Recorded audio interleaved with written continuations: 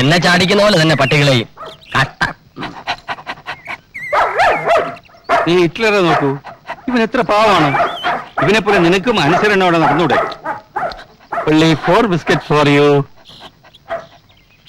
ഒരെണ്ണം എനിക്ക് വന്നിരുന്ന എന്റെ ആരോഗ്യം മെച്ചപ്പെട്ടേനെ. എക്സ്ക്യൂസ് മീ, സുസോലിന്റെ വയറിന് സുഖമില്ലാഞ്ഞിട്ടാണ് കേട്ടോ. അസുഖം മാറിയിട്ട് ഇറച്ചിയൊക്കെ തരാം. ഓക്കെ? ഈ പട്ടിമുറ്റത്ത് വന്നേ പിന്നെ ഇറച്ചി കണ്ട കാലം ഞാൻ മറന്നു. ഓ മൈ ഡിയർ ക്ലിയോപാട്ര, ഇന്നലെ രാത്രി ആന്റിബാർ തന്നിട്ട് വൈറ്റ് ചെയ്ത് പോയോ? അത് ദിവസം എനിക്ക് തരുന്നുണ്ടല്ലോ. വളയം പിടിക്കുമ്പോ വയറ്റിൽ നിന്ന് പോകുന്ന ആരെങ്കിലും അറിയുന്നുണ്ടോ? ഞാൻ കണ്ട പ്രാന്താണ്. ആ പട്ടികളോട് കാണിക്കുന്ന സ്നേഹത്തിന്റെ 100 അംശം ഈ ഡ്രൈവറോട് കാണിച്ചാൽ മതിയായിരുന്നു. ഓമനക്കുട്ടാ കുറയ്ക്കണ്ട, ദാ വരുന്നേ. ഇങ്ങനൊരു മനുഷ്യൻ. എന്താ സാർ? എന്താ സാർ? ഞാൻ കുറച്ച് കഴിയുമ്പോൾ ടിപ്പുവിനെ കൊണ്ട് ഡോഗ് ഷോയ്ക്ക് പോകും. നീ നമ്മുടെ പട്ടികളെയൊക്കെ കുളിപ്പിച്ചേക്കണം. ഞാൻ പല പ്രാവശ്യമായി സാറിനോട് പറയുന്നു, പട്ടികളെ കുളിപ്പിക്കാനും ചിരിപ്പിക്കാനും കൂട് കഴുകാനും ഒക്കെ വേറെ ആരെങ്കിലും വെക്കണമെന്ന്. ഞാനൊരു ഡ്രൈവറല്ലേ സാർ? എനിക്ക് സമയമില്ലാത്തപ്പോൾ മാത്രമല്ലേ നിന്നെ ഈ കാര്യങ്ങളിൽ ഏൽപ്പിക്കാറുള്ളൂ. ഇനി സത്യം പറയാമല്ലോ സാറേ, ഈ പട്ടികൾ എന്ന് പറഞ്ഞാൽ എനിക്ക് അറപ്പും വെറുപ്പുമാണ്. നീ വേണേ എന്നെ പുച്ഛിച്ചോളൂ, ഞാൻ ക്ഷമിക്കാം. പക്ഷേ പട്ടികളെ പുച്ഛിക്കരുത്. ലോകത്തെ ഏറ്റവും നന്ദിയുള്ള വർഗമാണ് പട്ടികൾ. പക്ഷേ എല്ലാവരും പട്ടികളെ തരം താഴ്ന്ന ജീവികളായിട്ടാണ് കാണുന്നത്. പോണ പട്ടി മുതലാളി, എന്റെ പേര് നിന്റെ പട്ടി കിട്ടോ? ഞാൻ തൊഴിലാളിയാണ് എന്നൊക്കെ പറയുന്നത് ഈ തരം താഴ്ത്തലിന്റെ ഉദാഹരണങ്ങളാണ്. മനുഷ്യരെക്കാളേറെ പട്ടികളെ സ്നേഹിക്കുന്നത് കൊണ്ടാണ് നാട്ടുകാരെന്നെ പട്ടിമേനോൻ എന്ന് വിളിക്കുന്നത്. ആ വിളി കേൾക്കുന്നത് എനിക്ക് സന്തോഷമാണ്. ഒരു സുരകസ്നേഹിക്ക് കിട്ടുന്ന ഏറ്റവും വലിയ അംഗീകാരമാണ്. നിനക്കറിയാമോ, എന്റെ ഭാര്യ മരിച്ചിട്ട് പോലും ഞാൻ കരഞ്ഞില്ല. പക്ഷേ എന്റെ എലിസബത്ത് മരിച്ചപ്പോൾ ഞാൻ കരഞ്ഞു. എലിസബത്ത് രാജ്ഞിയോ? അവര് മരിച്ചോ? എപ്പോ? എലിസബത്ത് രാജ്ഞിയല്ലടോ, ഏലം കുളത്തൊന്ന് വായിച്ച വളർത്തതായി എലിസബത്ത്. ആഹാ. ഇത് ഈ ജന്മം ശരിയാവില്ല. കഷ്ടം. ഒരുത്തനെന്റെ മുഖത്ത് നോക്കി പട്ടി വിളിച്ചാൽ ആ കോംപ്ലിമെന്റ് ഞാൻ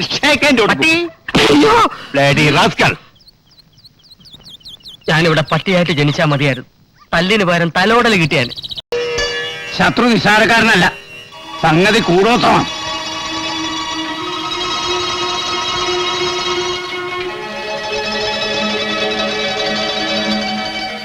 നിങ്ങൾ വില കൊടുത്തു വാങ്ങാതെ കൈവന്ന വസ്തുവിൽ ആ കൂടോത്രം. അങ്ങനെ എന്തെങ്കിലും ഈ ഭവനത്തിലുണ്ടോ? വല്യമ്മാവൻ ഞങ്ങൾക്കൊരു കിണ്ടി തന്നിട്ടുണ്ട്. ചിലപ്പോ അതിലായിരിക്കും. അതാവില്ല. ചിലപ്പോ ചേട്ടൻ ആദിവാസികളുടെ കയ്യിൽ നിന്നും വാങ്ങിയ വല്ല വസ്തുവിലുമായിരിക്കും. അതൊന്നുമല്ലടാ, ചിലപ്പോ അപ്പുറത്തെ ജാനു തന്ന ചൂരിലായിരിക്കുവോ, അതോ തങ്കമണി എന്ന ഒലക്കയിലായിരിക്കുവോ? വിശ്വാസമില്ലെങ്കിലും പരിഹസിക്കണ്ട നമ്പ്യാരെ. തങ്കുപ്പണിക്ക് തെളിയിച്ചു തരാം. ഇന്നേ വരെ ഞാൻ ഗണിച്ചു പറഞ്ഞിട്ടുള്ള ഒന്നും പഠിച്ചിട്ടില്ല.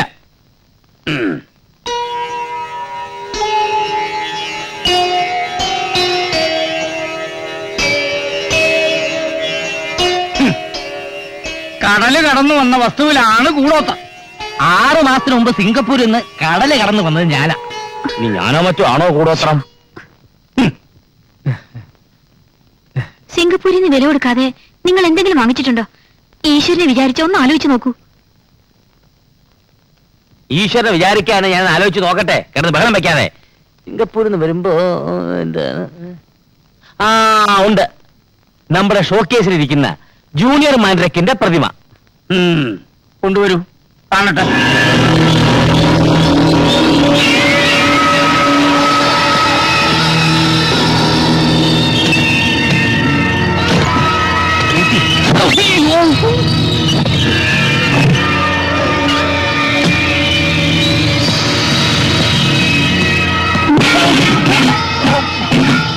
സൂക്ഷിച്ച്.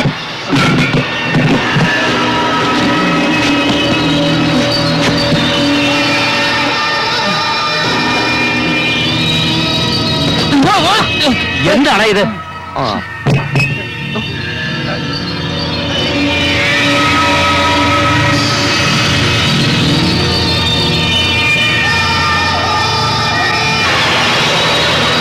ഇവൻ തന്നെയാ പ്രശ്നം.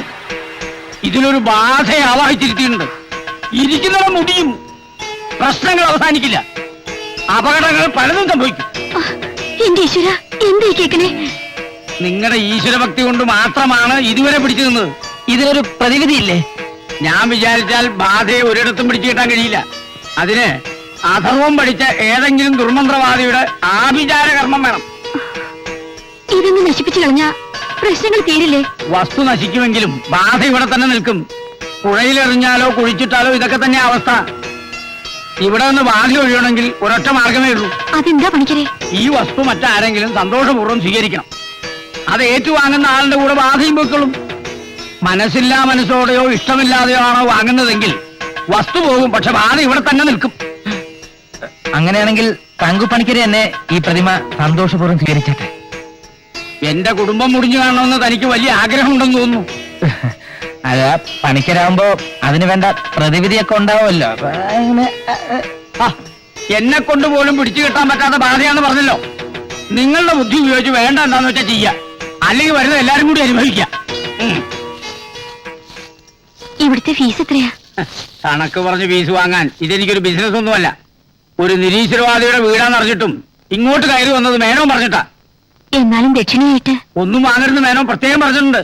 തന്നെയല്ല അടുത്ത പ്രസവത്തിന് ഒരു മുന്തിയിലും പട്ടിക്കുട്ടിയെ തരാമെന്നും പറഞ്ഞിട്ടുണ്ട്. ആ അപ്പൊ ദക്ഷിണയായല്ലോ. പണം അല്ലെങ്കിൽ പട്ടി. അല്ല ഈ ദക്ഷിണ എടി ഇതൊക്കെ വെറും തട്ടിപ്പല്ലേ. നിങ്ങളൊക്കെ വിശ്വസിക്കുന്ന അവരുടെ കഷ്ടമാണ് കേട്ടോ. അതൊക്കെ പോട്ടെ, ഈ അശ്രീകരം പിടിച്ച പ്രതിമ അച്ഛൻ എവിടുന്ന് കിട്ടി? അതൊരു നീണ്ട കഥയാണ്. ഞാൻ സിംഗപ്പൂരിലായിരിക്കുന്ന കാലത്ത് അതൊരു ചെറുകഥയാക്കി പറഞ്ഞാ മതി. ആ, അതായത് ഞാൻ സിംഗപ്പൂരിൽ നിന്ന് വരാൻ നേരം എന്റെ ഒരു കൂട്ടുകാരൻ എന്നെ ഏൽപ്പിച്ചതാണ് ഈ പ്രതിമ. നാട്ടിലുള്ള അയാളുടെ കൂട്ടുകാരന് കൊടുക്കാൻ. എയർപോർട്ട് വന്ന് ഇറങ്ങുമ്പോ അയാൾ ഒന്ന് മേടിച്ചോളൂന്നും പറഞ്ഞു. പക്ഷെ ഞാൻ ആരെയും കണ്ടില്ല. ഞാൻ നേരെ എടുത്ത് വീട്ടിൽ കൊണ്ടുവന്ന് വെച്ചു. എങ്കിൽ സംശയിക്കാനൊന്നുമില്ല, ഇത് കൂടോത്രം തന്നെയാ. അച്ഛന്റെ വളർച്ചയിൽ അസൂയ തോന്നിയ ആ സുഹൃത്ത് അച്ഛൻ മുടിയാൻ വേണ്ടി ചെയ്ത ഒരു സിംഗപ്പൂർ കൂടോത്രം. ഇല്ലെങ്കിൽ എന്തുകൊണ്ട് എയർപോർട്ടിൽ ഈ പ്രതിമ വാങ്ങാൻ ആരും വന്നില്ല അച്ഛാ? എന്തുകൊണ്ട് ഇത്രയും കാലമായിട്ട് ഒരു കുഞ്ഞു പോലും ഇത് അന്വേഷിച്ച് ഇവിടെ വന്നില്ല? ആരും വരാതാകുമ്പോ അച്ഛനത് വീട്ടിൽ സൂക്ഷിക്കുമെന്നും അതോടെ നമ്മളെല്ലാം നശിച്ച് കുത്തുപാളെടുക്കുമെന്ന് അയാൾക്കറിയാം. അതെ അതെ, ഭയങ്കര ചതിയെ പോയി. കഴിഞ്ഞതൊക്കെ കഴിഞ്ഞു. ഇനി ഇത് ഒഴിവാക്കാൻ മാർഗം എന്താന്ന് ആലോചിക്ക്. ചേടാ, പ്രശ്നം മാറാൻ വേണ്ടി പ്രശ്നം വെച്ചപ്പോ അതൊരു പ്രശ്നമായോ? കണ്ട എന്ത് കേട്ടില്ലേ?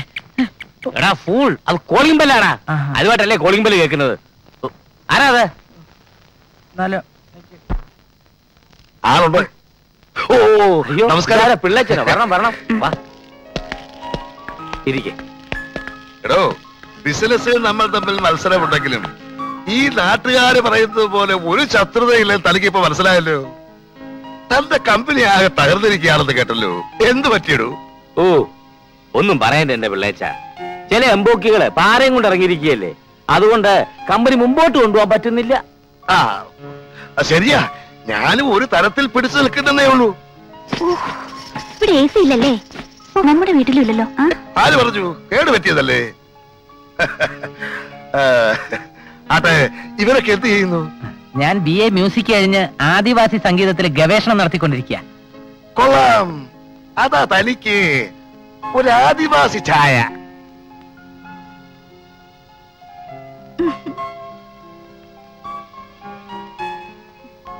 ഞാൻ ഡിഗ്രിക്ക് തോറ്റു. ഇപ്പൊ സ്ഥിരം ട്യൂട്ടോറിയല്ല. ആ അപ്പൊ മക്കളെ കൊണ്ട് നമ്പ്യാർക്ക് ഒരു ഗുണവുമില്ലെന്നർത്ഥം. അല്ല, പിള്ള വന്ന കാര്യം പറഞ്ഞില്ല. എന്റെ 50ാം പിറന്നാൾ ഗംഭീരമായിട്ട് ആഘോഷിക്കണമെന്ന് ഇവക്കൊരേ നിർബന്ധം. ആയിക്കോട്ടെ എന്ന് ഞാൻ കരുതി. സാധാരണ 60ാം പിറന്നാൾ ആഘോഷിക്കാറുണ്ട്. 50ാം പിറന്നാൾ ആഘോഷത്തെ കുറിച്ച് ആദ്യമായിട്ട് കേൾക്ക. അത് ഷഷ്ടി പൂർത്തി, ഇത് കഷ്ടി പൂർത്തി. ഓ കഷ്ടി പൂർത്തി. ഈ 60 എന്നൊക്കെ പറയുന്നത് ഓൾഡ് ഫാഷനാ.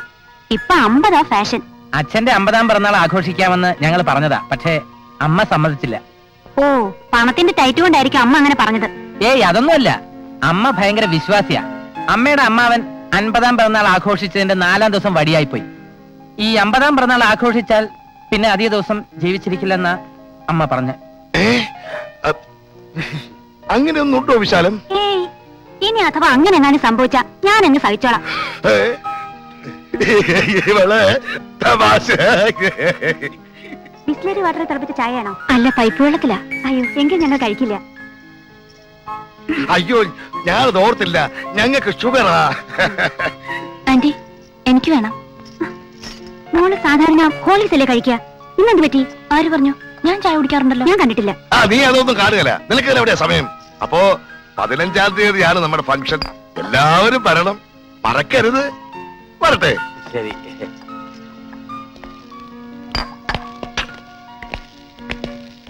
പടി പടി പടിയുണ്ട് പടി. അയ്യോ, പടി പടി. ഇത്രയ്ക്ക് അസൂയയും പൊങ്ങച്ചുള്ള ഒരു ഫാമിലിയെ ഞാൻ ജീവിതത്തിൽ ഇതുവരെ കണ്ടിട്ടില്ല. ആ പെണ്ണ് നല്ല കുട്ടിയാ. അതെ, അത് ഞാനും അങ്ങോട്ട് പറയാൻ തുടങ്ങിയായിരുന്നു. അച്ഛാ, എനിക്കൊരു ഐഡിയ. അവളെ കിട്ടുന്ന കാര്യമാണെങ്കിൽ മക്കളെ നടക്കത്തില്ല. ഛേ, അതൊന്നും അല്ല അച്ഛാ. ആ ജോത്സ്യര് പറഞ്ഞത് സത്യമാണോ എന്നറിയാൻ ഒരു മാർഗമുണ്ട്. പിള്ളയുടെ പിറന്നാളിന് നമ്മൾ ആ കൂടോത്ര പ്രതിമ സമ്മാനമായിട്ട് കൊടുത്താലോ?